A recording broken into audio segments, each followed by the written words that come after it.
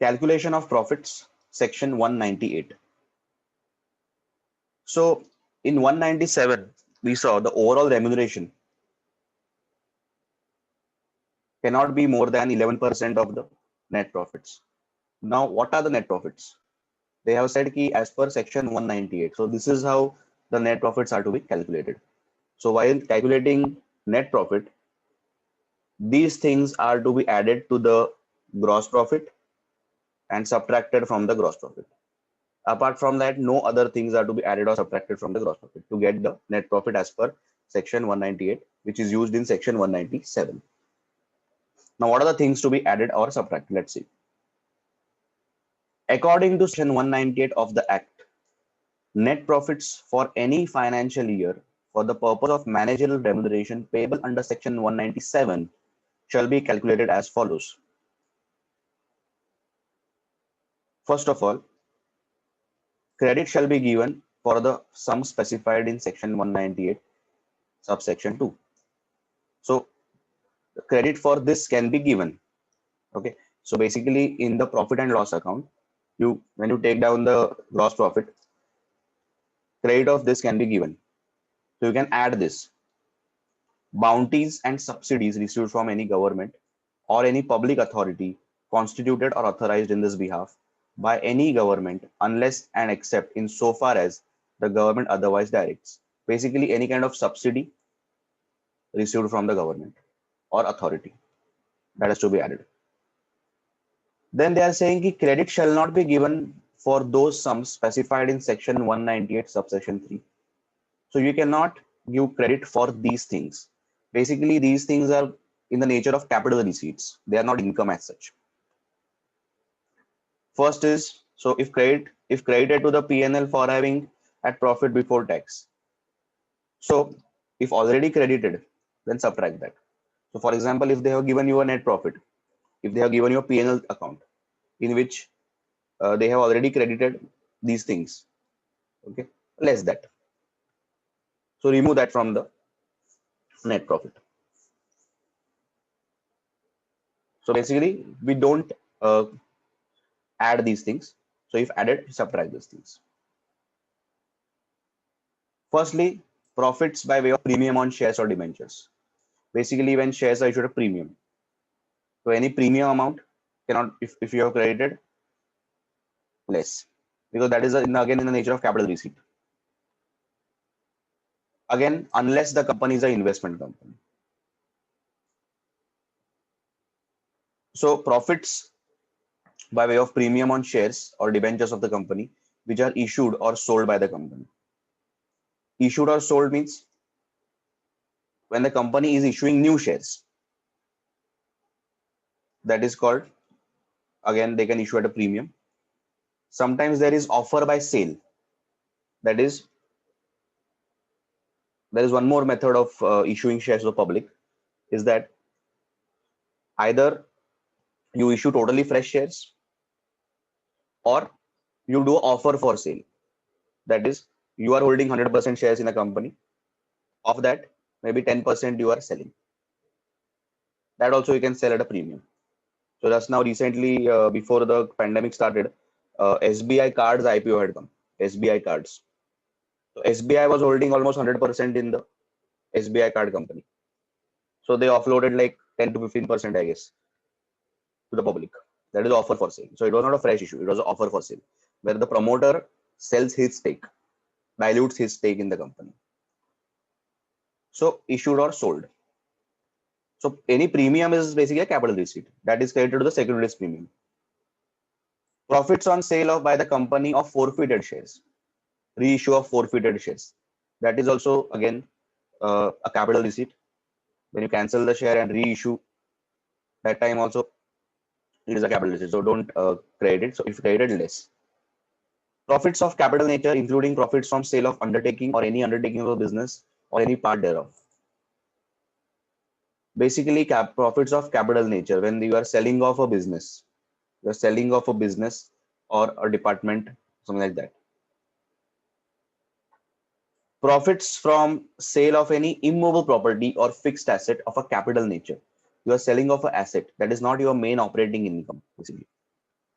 So you're selling off any immovable property, building, land, or any other fixed asset of capital nature, which is comprised in the undertaking or any of the undertakings of the company, unless the business only is consisting of selling and buying properties. So basically, we are concerned with only the operating things, operating incomes.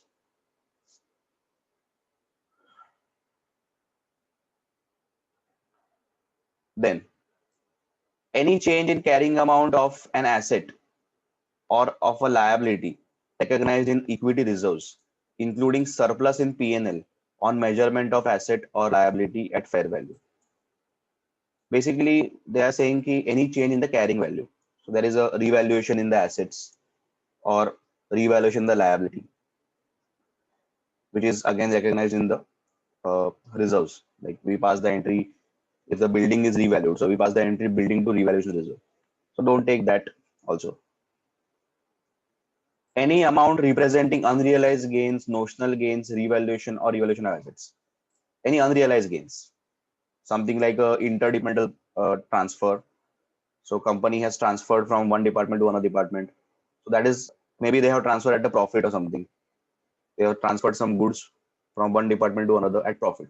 That is a unrealized gain. So don't take that. That's a notional gain. Revaluation assets to already we don't take. So these things should not be added. So they have to be subtracted if added. If not added, then don't credit. Now these things shall be deducted. These things shall be deducted in the P&L account. They have to be debited. So these things have to be subtracted actually from the net profit. All the usual working charges, normal this thing. This is directors' fees, not remuneration. This is directors' fees. This is directors' fees. Because the logic is we are calculating directors' remuneration. We are calculating the limit on directors' remuneration. So you cannot subtract directors' remuneration before only.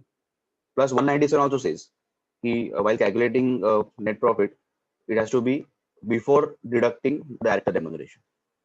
So don't deduct director remuneration, it has to be director fees, because fees are sitting fees, sitting fees. So they do not form part of the remuneration. That you can subtract.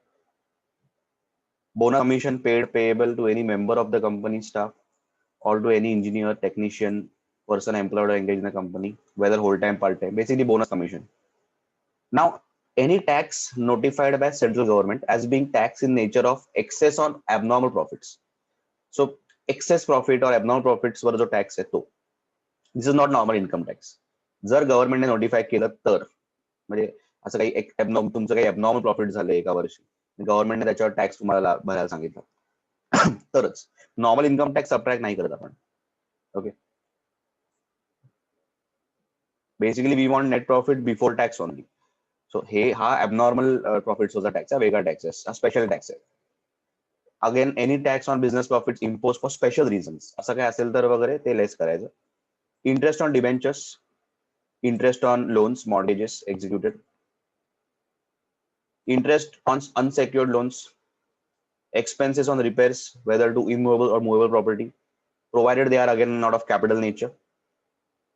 Outgoings inclusive of contributions made under section 181. Any outgoing, any expenses. 181, donations, charitable organization ला वगैरे करतो आपण. Then depreciation as per the income tax act, as per the Companies Act, as per the Companies Act. Section 120 is Companies Act.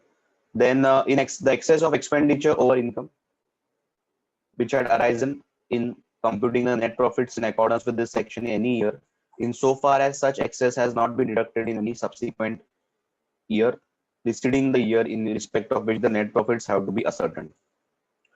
Basically loss, आधीचा loss deduct करायचा राहिला आहे वगैरे, म्हणजे last इयरचा loss आहे तो ऍडजस्ट करायचा राहील. सो एक्सेस ऑफ एक्सपेंडिचर और इनकम म्हणजे loss. Excess expenditure is more than the income which had arisen in the earlier year, which can be adjusted, which has still to be adjusted. Brought forward losses basically. In so far as such excess has not been deducted in any subsequent year. So loss which has been carried forward till this year, that you can subtract. Any compensation or damage to be paid by virtue of any contract. If you breach any contract, you have to pay compensation. That also you can deduct. Any sum paid by way of insurance against risk of meeting any liability, such as referred to in M, that is this again. So if you have taken an insurance against a contract, that if you default, then you have taken an insurance, so you're paying premium for that. So sometimes when I enter a big contract and if I default, I know, okay, I will incur big liability or compensation, so I take insurance for that. So that insurance premium is also deductible. Then debts considered a bad or and written off, bad debts considered bad and written off or adjusted during the year of account. So these things I can deduct, and these things are not to be deducted. Like I told you, income tax. That special income tax was to be deductible because that is some special levy. But here, normal income tax is not to be deducted. So income tax and super tax payable by company under the Income Tax Act 1961, or any other tax on the income of the company not falling under D and E of subsection 4. D and E is this. D and E is this. So normal income tax is covered. Then any compensation, damage, or payment made voluntarily. So basically, you defaulted in a contract, you breached a contract, and you were not supposed to pay any compensation under the contract, but you still paid. So then you cannot take deduction. Simple, because you were not liable under the contract. Loss of capital nature. Basically, you sell an asset at a loss. Just like you cannot add the profits, you cannot subtract the loss. Simple. So loss on sale of undertaking, loss on sale of assets, like that. Again, as we said, we cannot credit profits on the revaluation of any assets to the income. Same way, downward revaluation also cannot be reduced. So loss, if the asset is revalued downwards, you cannot debit the losses. So any change in carrying amount of asset or liability recognized in equity reserves, including surplus in profit and loss on measurement of the asset or liability at fair value. So here we are talking about deduction. So basically loss on the revaluation of assets, they cannot be debited.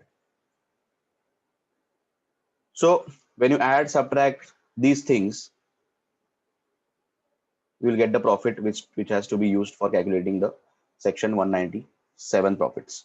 So I'll go to 197 again and show you why director remuneration was not to be subtracted. Because clearly 197 says that.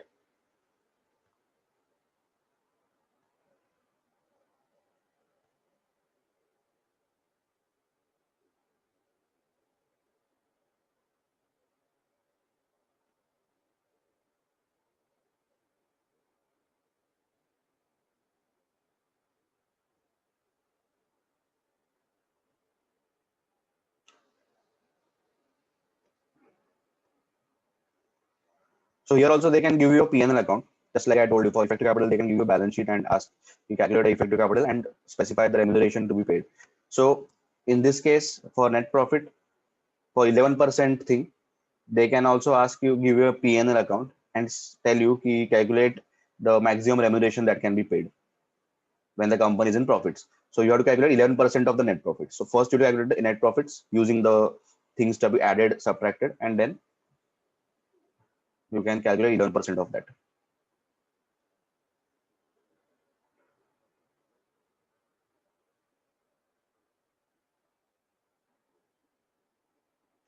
Yeah. So 197 was specifying the overall limits. See, net profits are to be calculated in accordance with section 198, except that the remuneration payable to directors shall not be deducted from the gross profits.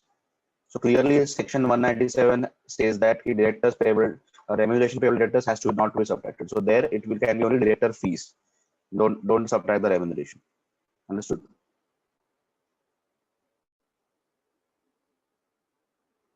Plus here also they have said the same thing. The section 197 subsection 8 provides that net profit shall be computed in the manner laid down in section 198. And this stipulation is already covered by 197 subsection 1, which is the table we saw, which provides further that the remuneration of directors shall not be deducted from the gross profits. So whatever we were deducting or adding or whatever was from the gross profit. Okay, so 198 is sorted. So there also now you need to understand the keywords. You don't need to remember everything. Again, the keywords are important. So when you write also in the book, just write the keywords because that is how you'll remember. So I'll tell you how to remember.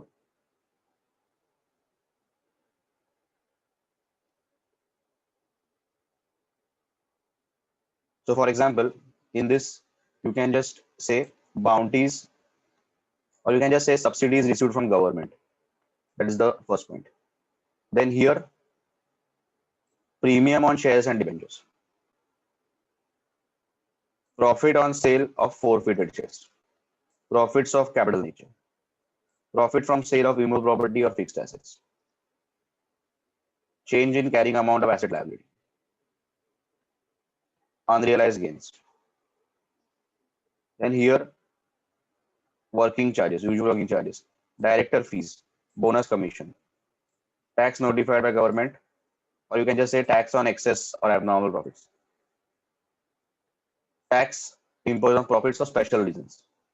Interest. Interest basically. Interest on debenture, interest mortgage is same. So thin interest, so it's interest only basically. So you'll club that.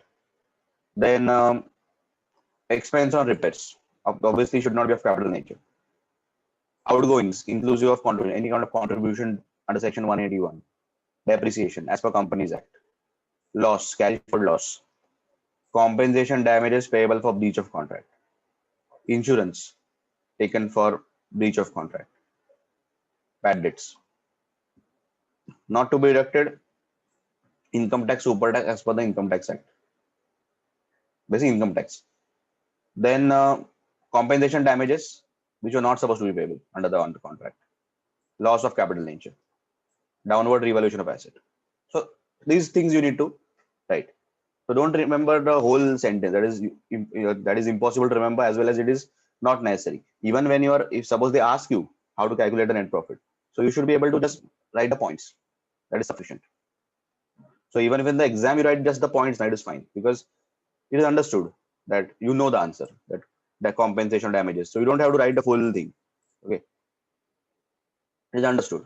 So instead of writing the whole this thing, we just write brought forward losses. Okay, like that. Now section 199.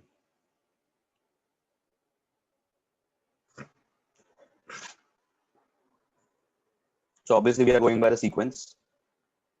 199.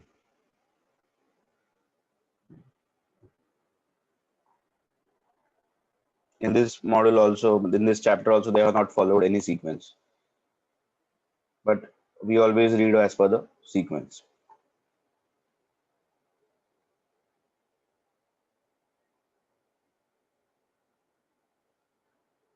Yeah, 199 is before 198 actually. In this case, it should be after. But okay.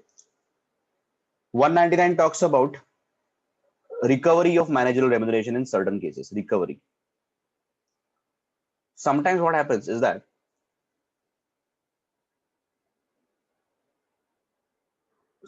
after some time, when the financial statements are prepared, maybe after a year or so,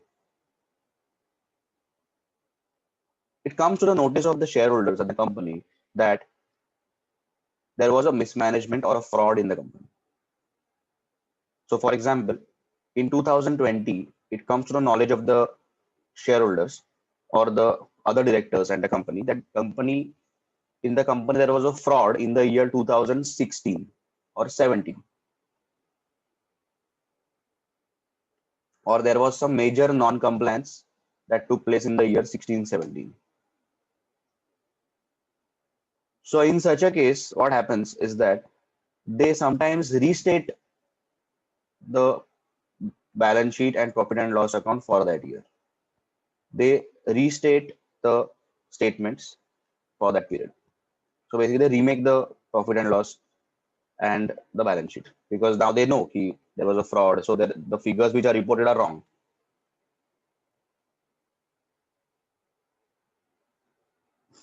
So, for example, as simple as the cash balance was missing, but we had shown cash balance, but it was actually not there.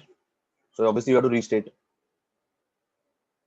plus you have to show a loss in the P&L, that loss by theft, something like that. That is also a deductible loss. So basically what you are doing, you are restating. So if you are restating the statements, that means you are restating the profit and loss account also. That means the profits are changing. And in that year, you had paid 11% based on that year's net profits. Now the profits will reduce. Now, obviously, you paid excess remuneration. For example, before the restatement, the profit was coming to 1 crore. So of that 11% remuneration, like 11 lakhs overall you paid to maybe 2 directors were there. So you paid 11% to both of them overall. Now, after restatement, you understand the profits are not 1 crore, they are just 30 lakhs. So out of 30 lakhs, 11% you calculate. So that comes to something like 3,30,000. But you paid 11% on 1 crore, that is almost 11 lakhs. But actually you should have paid around 3,30,000. So excess that you have paid has to be recovered. Because maybe the directors were involved in a fraud, they overstated the profits, they hid the fraud, and that is how they got remuneration extra at the expense of the company. But later when the company finds that out, they restate the balance sheet, they restate the P&L, and excess anything that is paid as per the new profits will be called back. And the directors who received the money have to repay. And that money cannot be waived off by the company. So in this case, recovery of managerial remuneration in certain cases, this may happen where a company is required to restate its financial statements for any period due to fraud or non-compliance with any requirements under the Companies Act and the rules made thereunder. So either it was a fraud or there was a non-compliance, that maybe the statements were not prepared as per accounting standards, some material items were not recorded, liabilities were not shown, expenses were not shown, something like that. When this happens, the company is duty bound to recover from any past or present managing director, whole-time director or manager or CEO by whatever name called who received excess remuneration, including stock options, during the period for which the statements are required to be restated. So it can be 2-3 years also they are restating. So during that period, whoever was a director, managing director, whole-time director, manager, CEO, whatever, who have received remuneration, in fact, even in stock options, they can recover. Even if currently he is not director, he was that time, they can still recover. The excess remuneration to be recovered shall be the difference between the actual amount of remuneration received, so whatever was paid to them, and the remuneration that would have been payable as per the restated profits. So what exactly the difference will be paid. That has to be recovered by anyways. It may be noted that the recovery of remuneration does not prejudice, does not harm, that is impair any liability that may be incurred under the provisions of the Companies Act. So any other penalty will obviously be there. So that this section is not stopping other sections from levying penalty on the directors. This section only talks about recovery. So we want the money back. Then other sections may provide the officers involved will be penalized, imprisoned, whatever they want to punish them, they can. Okay. So this section is saying that it may be noted that this is not the ultimate punishment, that recovery. Other punishments also may be levied on them. So it may be noted that the recovery of remuneration does not prejudice, impair any liability that may be incurred under the provisions of the Companies Act or any other law for the time being in force. In other words, the defaulting person, because of whom fraud or non-compliance took place and the statements were made incorrectly at that time, even though had repaid excess remuneration, shall not escape from any liability that may be incurred under the provisions of the Companies Act or any other law. So just because you paid excess, that doesn't mean you are free now. You might have to pay other penalties under different acts or the Companies Act's different provisions also. You might have to go behind bars also. That is what section 189 says, is that whenever there was a fraud or non-compliance in some years or 1 year, and the profits are restated later. And during that period, if remuneration was paid to directors, which was in excess of what should have been paid because of the restatement, excess should be recovered.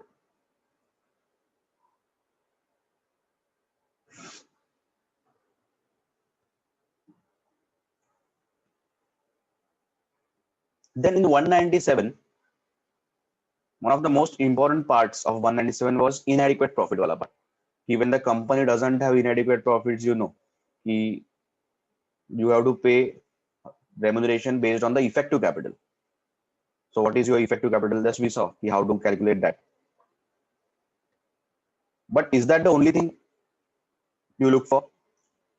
Okay, my effective capital is below 5 crore, so I'll pay 60 lakhs. Everyone should be getting 60 lakhs. That is not the only criteria. That is just a limit. So effective capital is just a limit. So basically, you cannot pay more than 60 lakhs, but that doesn't mean you pay 60 lakhs only. Okay. So there are other factors also at play. What is your condition? What is the director's experience? What is the standard payment in the industry? All that factors are also taken into consideration. That is what is said in section 200. The consideration of certain factors by a company while fixing limit with regard to remuneration in case of inadequate profits. So when the profits are inadequate, these are the parameters you need to take into consideration. Okay, effective capital, definitely that is the bracket within which you have to pay, but these factors also pay attention to. What are these factors?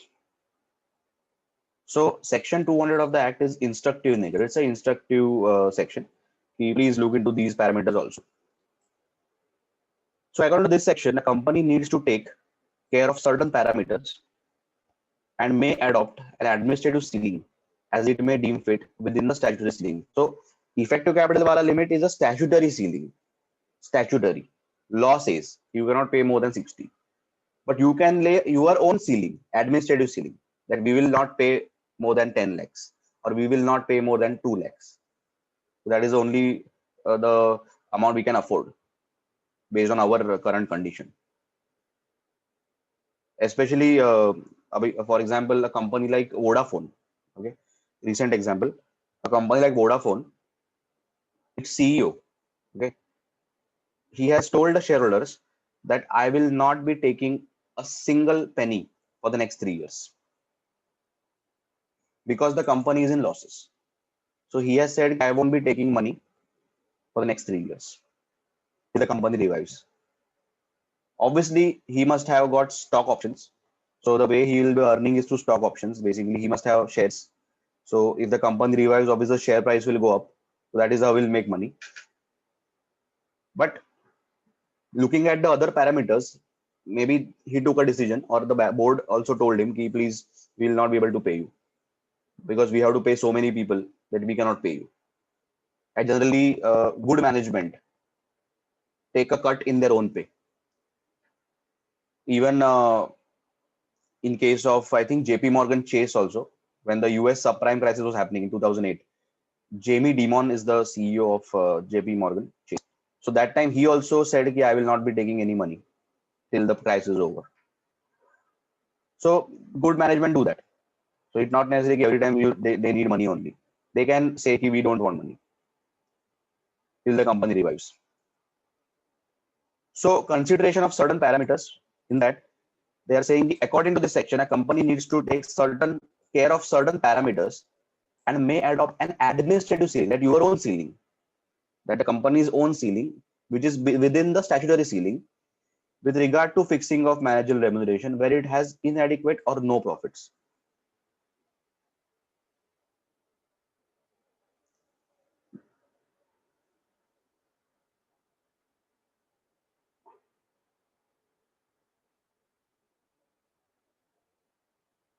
Now, this line you can omit. Okay, you can just omit this line.